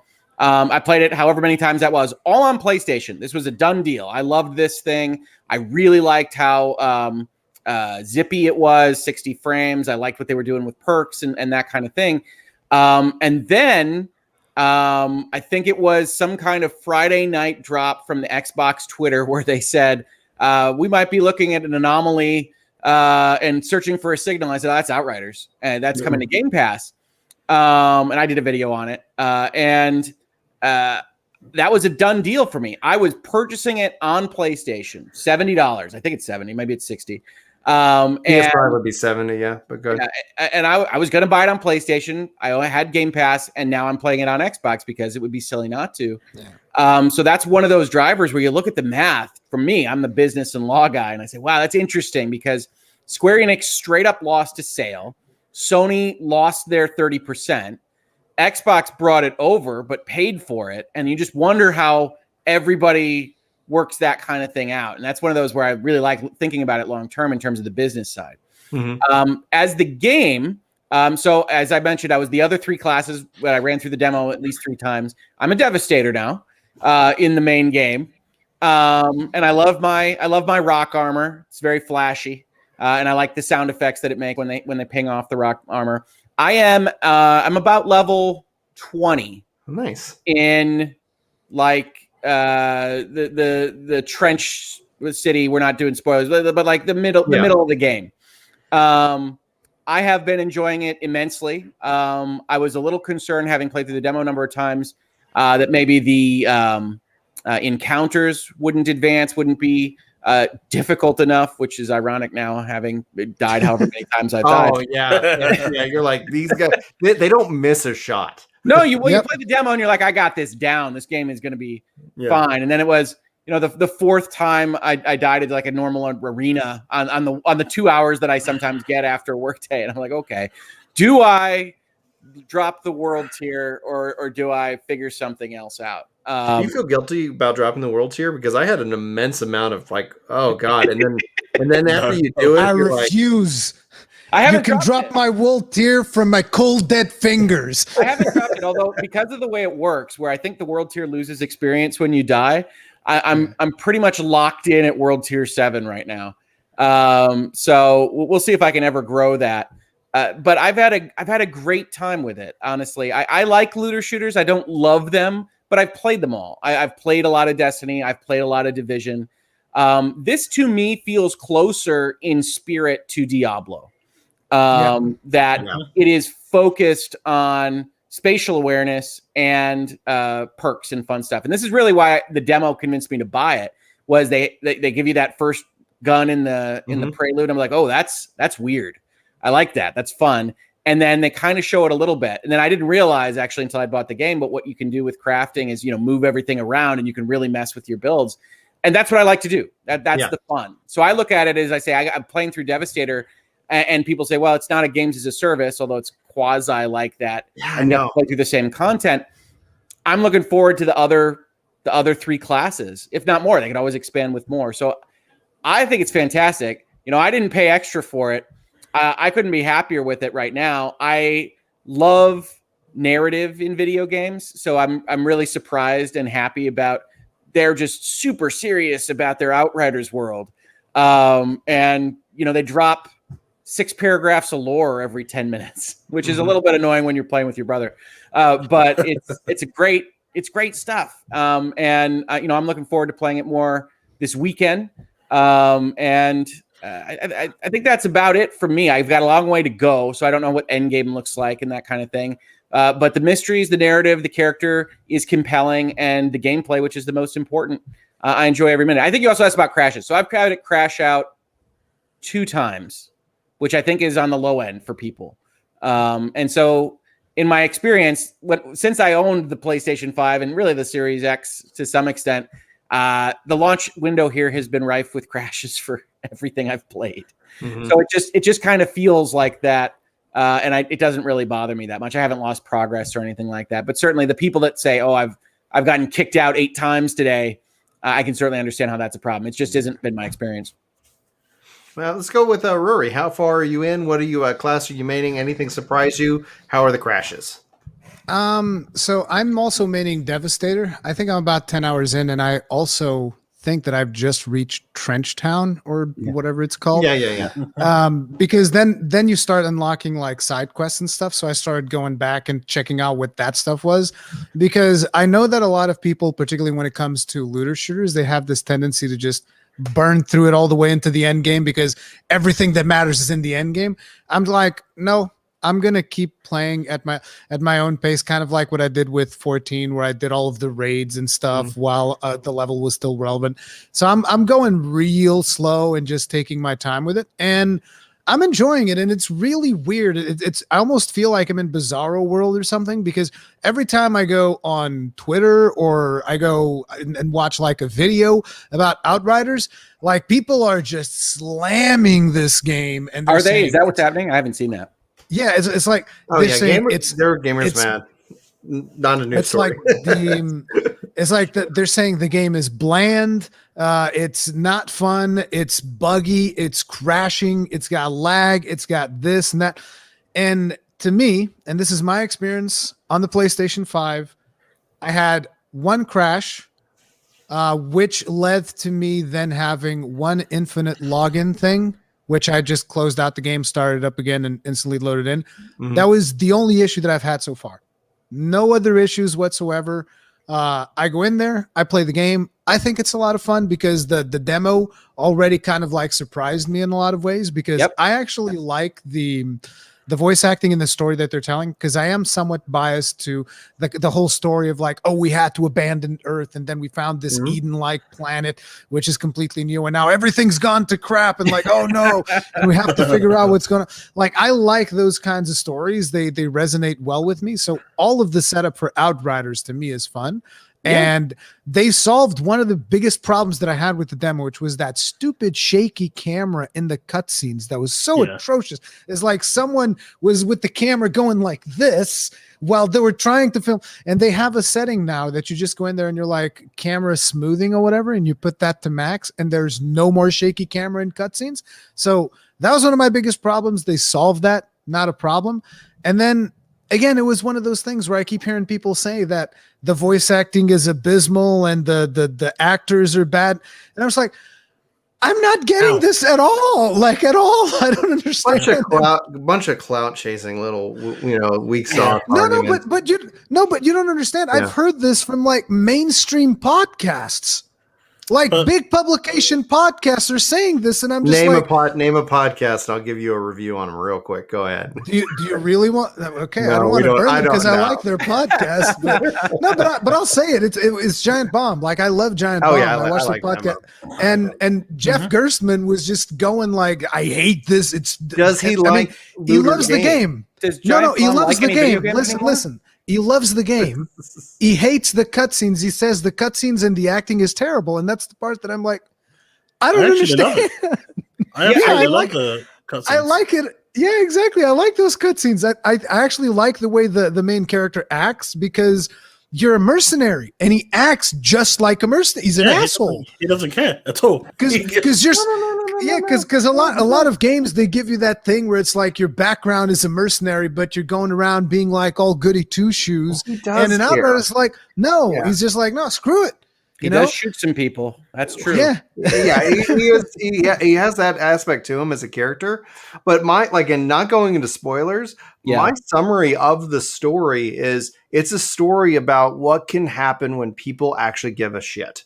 And like, not to go off and say, let's all curse on this, but if you like look at study the characters from that perspective, like the world is all like, when you have the war of it, like that's going on with the insurgents, like that's all internal, that's all survival. And what happens when somebody says, I'm not going to make it about myself, there's something bigger at stake here, even if it costs me everything. And that's like, look at every character that ends up following you and look at it with that lens. And I actually really love the story for that aspect. I thought it was fantastic. I've enjoyed the story too. I mean, the one thing I would say is it's significantly darker. It's got dark tones throughout a lot of it. Very dark, than I thought it would. And that's the side quest. I mean, like, that's everybody that you meet. And all of this darkness is really, really interesting because I started the demo, didn't think the prologue was necessary. So it's weird. It's kind of really separated. But I do think it's useful to be like, this is what people wanted. This is what we were trying to achieve. And then this is what it developed into. And there's a real sense of hopelessness that, hopefully you're changing throughout I'm not far enough to know.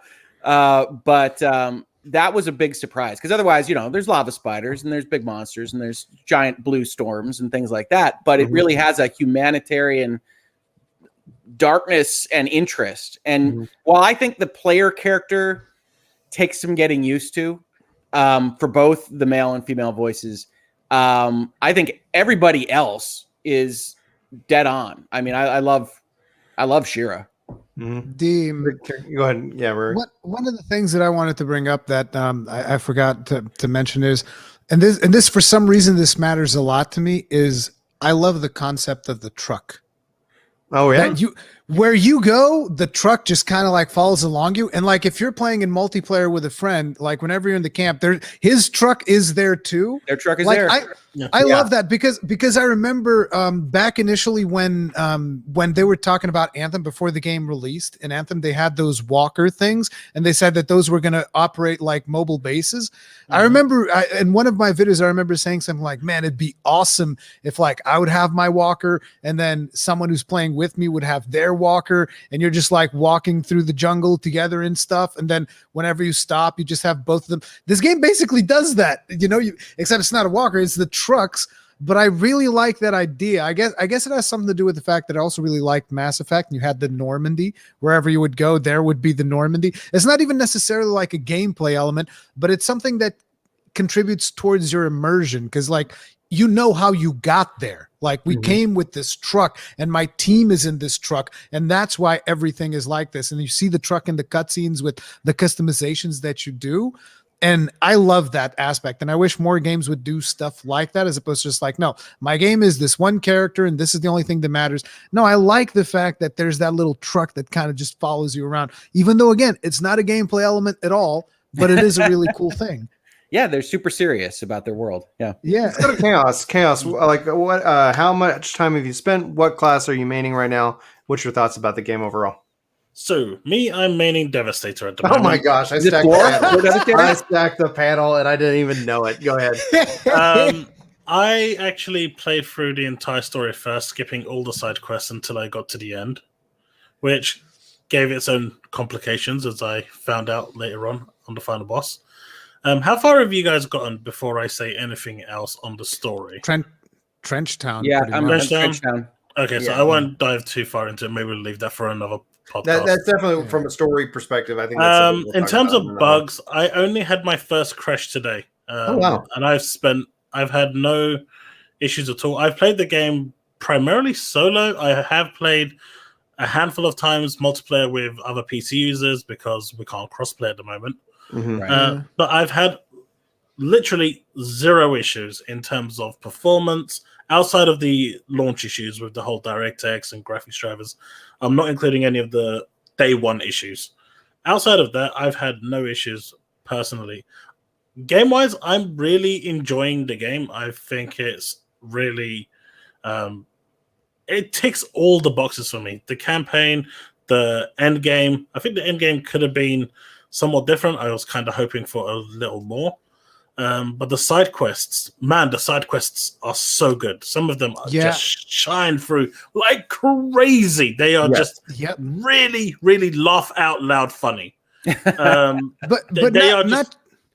I'm sorry. Let me just go in. It's like not just that, because for instance, there was this one side quest that I did, and I'm not going to get into the details of it, but that side quest that I thought, okay, it's just going to be one side quest or whatever.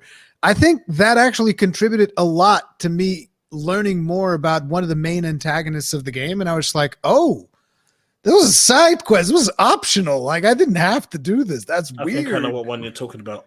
Yeah. But yeah, overall, I think the game has hit all the right boxes for me. There are problems with the game.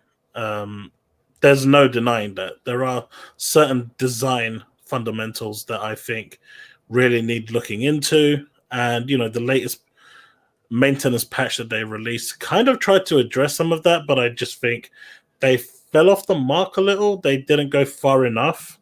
Can you give me like a very specific example? Because I actually really want to know. Okay, so one of the things you'll encounter when you're playing in multiplayer is if you go down, you don't lose any world tier progress at all. If your teammate raises you, you don't lose anything. You've also got a pick-me-up, which is a one-time token life that you can do that. If you're playing solo, if you go down, you're out. That's it. And you lose like 20% of your world tier progress. That at least that's how it was for me, which is a lot considering how long it takes to build up that world tier progress. That is something that I think they fundamentally dropped the ball on. Once you get to the end game and you get your gear, going back and doing some of the other quests, you'll get those world tier levels quite easily.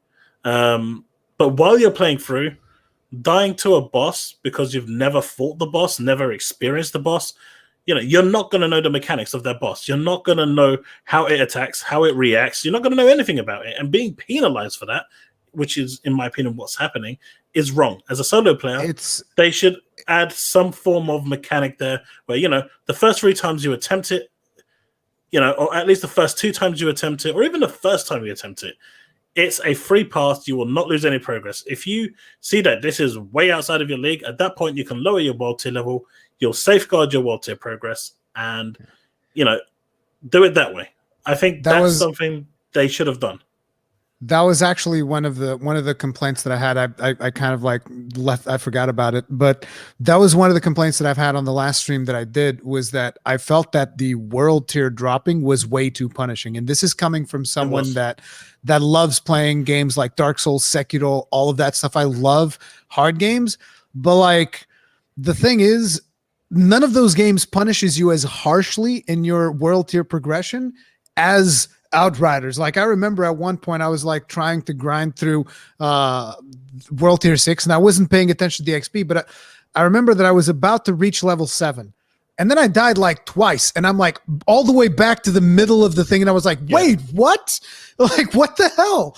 Jesus Christ. It's demoralizing, right? Yeah, I was like, wow, that really sucked. So it came to a point where I was just like, sitting back with a sniper rifle. Okay, fine. You want me to play like this? Fine. I was almost like resenting the game, and I was like, fine, I'll play like this. Pop shot, and just like killing people like that. Yeah. I took it to a whole new level on one of them. I just knocked it down straight to World Tier 3 and just destroyed that boss and then moved on. No regrets. No regrets. No regrets at all, man. Yeah, that's what it's there for. It's like, okay, let's go. Go ahead, please. Can I talk about the patch, or are we not getting into that just yet? Well, from a details perspective, I know I did the detail video, but we can talk about the nerfs that they're doing. We can talk about the patch. That's basically what I wanted to talk about. Yeah, let's jump into the concept of nerfing some of the classes and the bullet skills already, which doesn't go like that's another thing that the internet is pissed about, is that I don't think any gamer likes like nerfs because you learn something, but I think overall like it doesn't affect me in that like as much as some people. So I'm biased in that regards. I don't have a judgment against anybody who's upset by the nerfs, but it never was a fun thing. It's not like, yes, we did it. Go ahead, Chaos. So the nerfs that came in basically hit Trickster and Technomancer heavily. Mm-hmm. Devastator wasn't touched at all. And Pyromancer well, they're Pyro. They can do decent damage, but they're not great for solo, and their Burning Grounds don't do as much. Essentially, with Technomancer, you could be on World Tier 15, Challenge Tier 15, the highest difficulty, and one-shot everything. Bosses, you name it. And it was because the multiplier that was there and the amount of damage you could actually just accumulate on mods was crazy. People were doing over 1 million shots. It's insane. And this is something that, the Devastator or the Pyromancer can't do. So as of right now, before the patch, the maintenance patch went live, if you was a Devastator or a Pyromancer and you was trying to matchmake into expeditions or into LFG forums and stuff like that, you were instantly getting kicked. They didn't want Devastators because they just cannot do the damage output that is required, that these, the players are requiring. They want to take in 4 million DPS instead of taking off 200k DPS. because then with Technomancer and Trickster, it is so easy to create something to use without even trying. It is literally just so easy mode. Obviously, if you want to hit those peaks of min-maxing, that will take a bit of farming. But to get something that's going to deal 500-600k of damage, you can do it like that, just by switching on the nodes and activating Twisted Rounds or Blighted rounds. Blighted Rounds. It's when you're doing it for the Devastator, you can't do that. Now, the nerfs that came in was supposed to, do some adjustment to that, so other classes don't just get instantly removed, because this became a real problem within 1 week. People were on the forums, on Reddit, complaining that they can't get into matchmaking expeditions because as soon as they join, they're getting kicked because they're playing a Devastator, and the Devastator doesn't have a rounds ability, which was really silly from a design point of view. They should have had a bleed rounds to compensate for something like this. I'd love a bleed rounds. I'm rocking a bleed build right now, and it's amazing. And the one thing I'm looking for is I'm trying to collect the advanced bleeding bullets, so that way I can end up just modding that in and just I don't know, laughing hysterically. Go ahead. The nerf that actually has hit isn't that substantial. I mean, it's quite big. Certain abilities got hit by 50%, but they can still output more damage than the other two classes, without even trying. You would still need to go and put 20, 30, 40, 50 hours in the end game, to try and get something remotely close to what they're getting within 30 seconds. But if you're going to nerf the other two classes as heavily as you did, you need to provide buffs for the other two classes to make those nerfs worthwhile. They didn't do that. And they just nerfed those two classes and left the others the same. So they are still doing their 600-700k instead of their 1 million. Whereas I'm doing 100k, 200k, and they're still not going to take me into their group. They needed to kind of. It seems like it was a knee-jerk reaction to people getting kicked and people one-shotting the bosses. I know Moxie released like a video literally one-shotting everything, including final bosses, and it was crazy.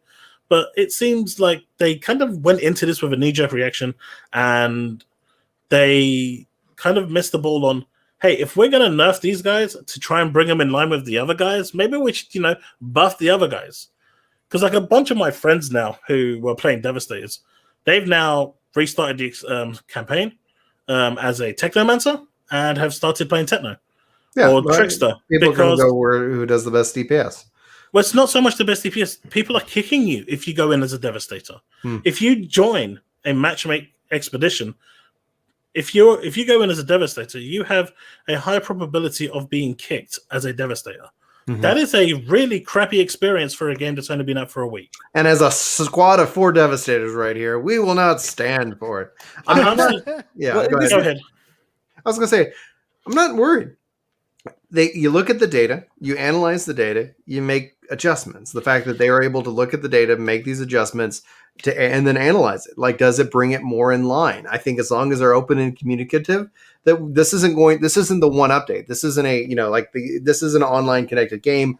This is something that let's see what happens after the patch. Like, I honestly think the first issue is get the game stable, get people connected and playing together. Because one thing that will prevent you from getting kicked is playing with friends, unless your friends are complete jerks.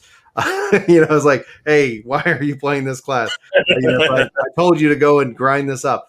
But at the core of it, no, it's like if you're playing with friends, it's not an issue. Matchmaking, yes, but then this isn't going to be the first round of adjustments and changes. What I would like to see, obviously, is bringing in buffs. I agree with you 100% that bringing in buffs to bring the level up is great. What I'd also like to see is that, especially if people are one-shotting things at tier 15, well, let's add more tiers. Let's just say now it can go to tier 20 and tier 30. But then you're pushing the goalposts for Devastators and Pyromancers even further behind. It's paired with buffing the classes, though. It's not just that. Once you've gone and raised people up, then if people are still, if Devastators are running in and one-shotting bosses at tier 15, then it's time for new challenge tiers at that regard, right? Because if that's something that can be done and can be repeated, let's make things harder. Let's make things more powerful. But no, like it's just not something that really worries me right now, even as a Devastator main. But my goal is also to level up all the classes. I think, especially when things change in Final Fantasy for specifics, I always say have a backup option, because it doesn't mean that you're going to go into Endwalker and be happy with the changes to your job. Have a plan, and that way you don't have to start any expansion or game or whatever from step one. That just keeps I get that. Just be the poster boy for the expansion. Problem solved. Yeah, there it is. Go ahead, Chaos. But the average person's going to level one class. Like, I play Destiny, and I used to play with all three classes. I just don't have that time anymore. So I've now settled down with my Titan, and every expansion that comes out, whatever it is, I just play with that one class. And for the majority of people, I feel that will be how they play. And if they've picked the Devastator right now, that is easily enough with the experiences that they're going through right now to put them off the game. Okay. The game has a solid foundation. It is really good. The campaign is good enough. The expeditions are really good, challenging. I love the fact that you can set the tier to your own world level or to your own difficulty, so you can challenge it and gear yourself up yourself and experience it the way you want to experience it. But don't push people away before they even get started. And at the moment, thanks to the player base, that is what's happening, and that's what's causing these knee-jerk reactions. I want to go to Rich. Obviously, this is a whole bigger conversation, but you play this game with your brother. How big did nerfs in this conversation we have have an impact on you? Is this concerning, or what's your thoughts? Well, no, it's not concerning to me. I mean, it's always with nerfs and buffs and patches in general, it's a matter of trust of the developer.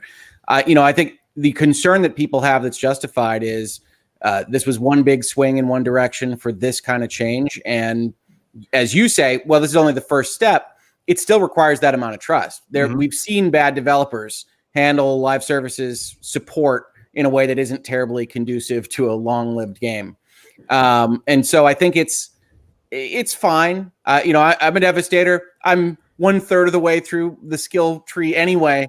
I was surprised to find out just from this podcast that we don't have a bullet skill because my brother's rocking the volcanic bullets, whatever it is, from the pyromancer.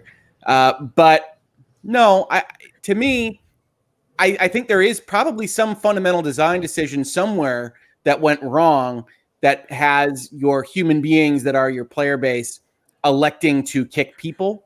I had heard that the end game is very heavily reliant on timers. And so I suspect that puts the thumb on the scale for DPS. Yes.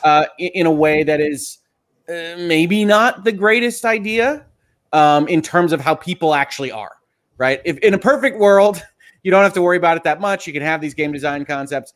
We don't live in that world. You've got people that say, oh, you're a Devastator, get out. And that's not fun for the Devastators. Now, maybe you could design around that with future patches and things and have, I'm willing to have a Devastator or a Pyromancer in this group and that kind of thing as a flag.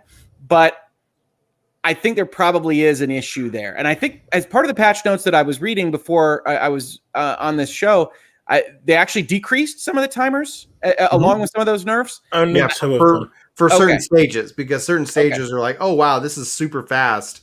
We're going to easily clear that tier, and that's where you just pick that because you're – go ahead. So the problem I always have with that, and this is a very difficult problem for game developers to solve, so this isn't something that I blame people for, is, the super folks that are on Reddit and are making YouTube videos and whatnot can do this thing too fast. What is it like when the Hogue Boys show up? Yeah. Right? I mean, and we're good at video games. We've been playing them our whole lives, but we aren't running world firsts. We aren't doing whatever it is that you're seeing on Twitch every day. And I do worry sometimes that there can be too aggressive patching that hits whatever the middle class equivalent for video game players is in order to make it at all possible for the elites to function. And so I am heartened to hear that there are world tiers and challenge tiers that appear at the end, and maybe we can balance that ourselves a little bit. But I do worry that when you talk about nerfs and buffs and everything else, that it sometimes can leave the middling average player in the lurch. Absolutely. The I think for me, when it comes down to it, like I really enjoy the game. Obviously, I've been covering it on the channel for a while. I think there is always a perceived inherent bias, but I enjoy these kind of games. I find lots of fun had in this experience because especially the multiplayer aspect. That's where the crashes have been the most frustrating. Crossplay currently turned off, makes sense. It's not working, causing issues. Like I'm really looking forward to when it's just like it's stable, it's easy to jump in and play. And like I only think of now just a handful of things that I want to see changed in the game. When I see my friends online, I can't really see what class they're on. So are they playing through the story again on another character, or are they playing in the end game? I have to join in and kind of figure that out. And I think that's something that could be fixed with it. One of the things I love about the game is the stats that it gives me at the end of an expedition run. I wish that carried over from run to run to run so that I could see either my improvement, where, you know, like what all the different numbers are, like almost kind of in a way of like if you think of, I don't know, Call of Duty, which has like every match that you play in the PvP side of it.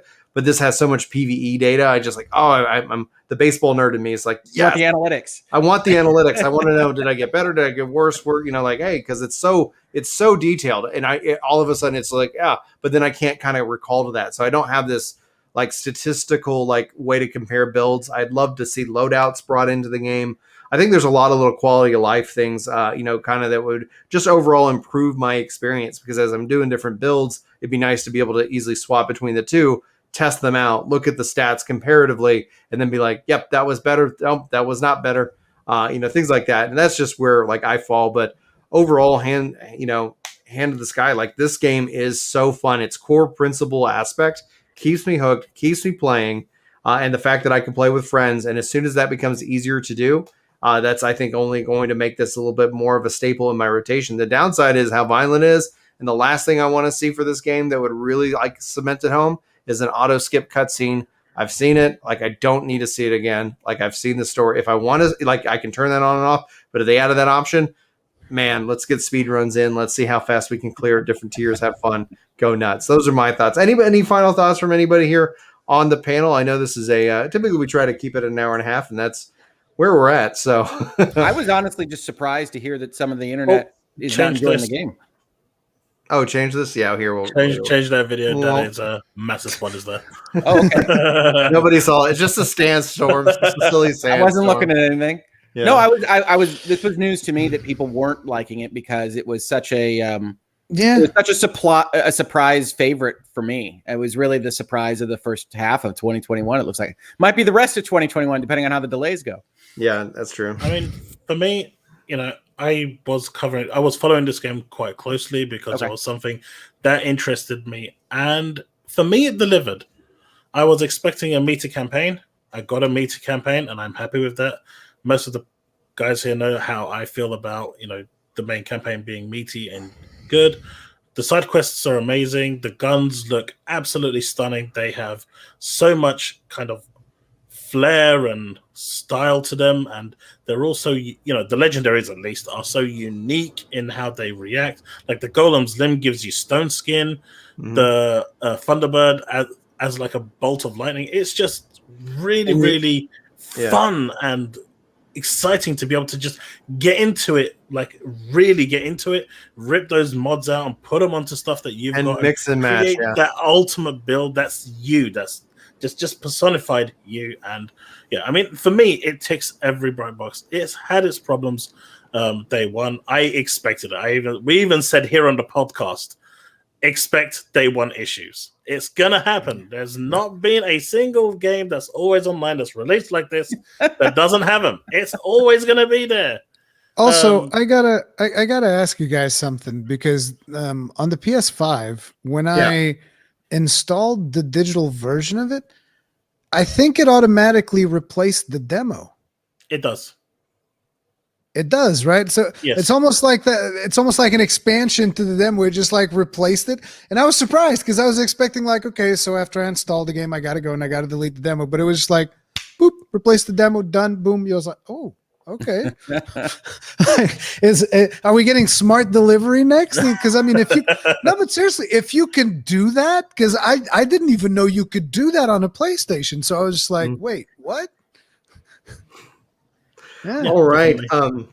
Let's have some fun with the movie magic, editing magic, guys. Now we're going to cut to an interview that I have with Nelstar15 from Square Enix, an influencer manager, talking about his job within Square Enix, the rise of like social media, the impact on the industry, so much more. It's a really great interview.